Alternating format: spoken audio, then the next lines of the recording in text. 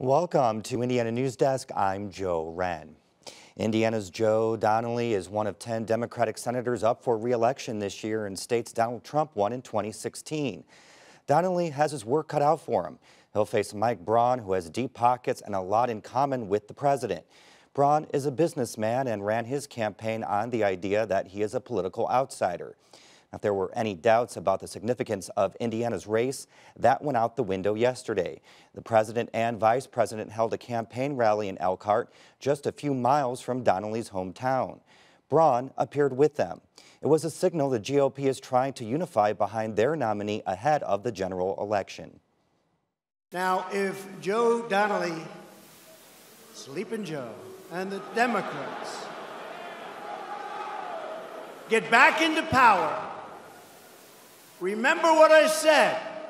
They will raise your taxes. Who wants to raise your taxes? They will destroy your jobs, and they are going to knock the hell out of your borders, and that's already. We have the worst immigration laws in the history of mankind. But Donnelly says he's prepared for the fight. While the GOP primary once seemed like a toss-up, Braun is confident after defeating Todd Rokita and Luke Messer by a large margin. Indiana's Senate Republican primary was dubbed one of the nastiest in the nation.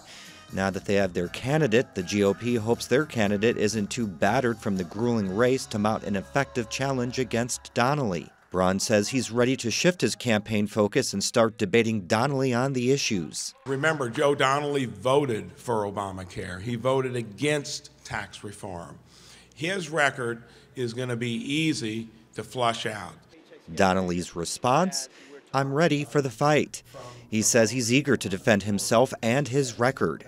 I have total faith in them that they want to see this not decided on the basis of who has the most super PACs or who has the biggest bank account, but on who'll fight for them. Braun loaned almost $5.5 million of his own money to his primary campaign, and Donnelly, for his part, has been largely flying under the radar and raising money while the GOP candidates battled it out in the primary. And my colleague, Brandon Smith, joins us now from Indianapolis. Brandon, have you seen anything from Braun since he won Tuesday's primary that signals some type of attempt to come back to the middle and pick up those votes from Donnelly?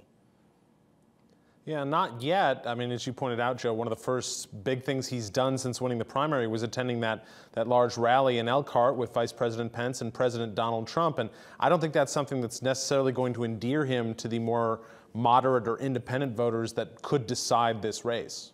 Is there anything in particular that came up in the primary campaign that you think it'd make it more difficult for Braun to change his stance on? It would be his unqualified, unwavering support for Donald Trump. All three candidates did everything they could to hew as close as possible to the president, and so far, at least for Braun, that hasn't changed. You know, as we said earlier, Braun defeated former 6th District Representative Luke Messer, 4th District Representative Todd Rokita to win the Republican nomination. So now what happens with Rokita and Messer after giving up their secure GOP seats?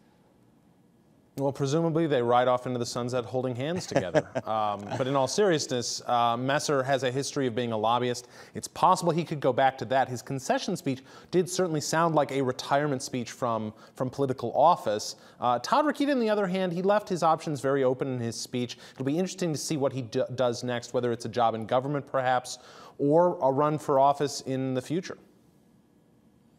All right, Brandon, we'll have to leave it there. Thank you very much. Thank you, Joe.